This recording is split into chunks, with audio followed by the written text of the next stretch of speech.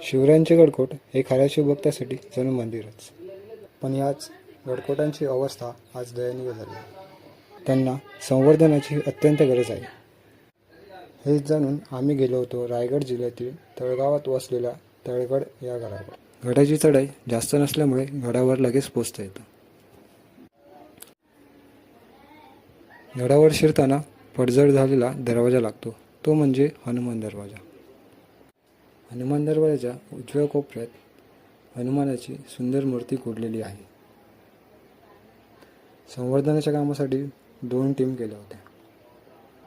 एक टीम वाड्यातील माती काढत होती आणि आम्ही होतो ती टीम पाण्याचा टाका साफ करणार होती. वाड्यातील काम करणाऱ्या टीमला उन्हामुळे धुळीचा आणि उन्हाचा त्रास सहन करावा लागत होता.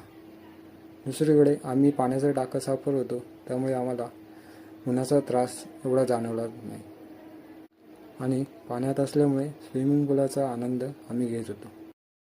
1648 मध्ये महाराजांनी हा गड आदिलशहाकडून जिंकून घेतला होता.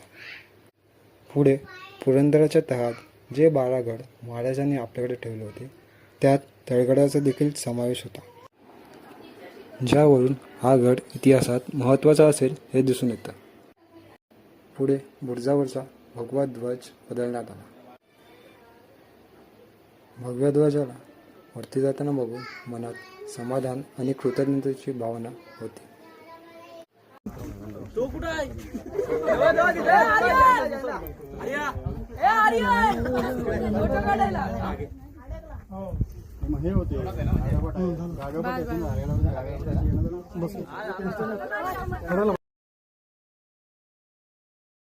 नंतर सगळ्यांनी ग्रुप फोटो काढले आणि मोहीम संपवण्यात आली.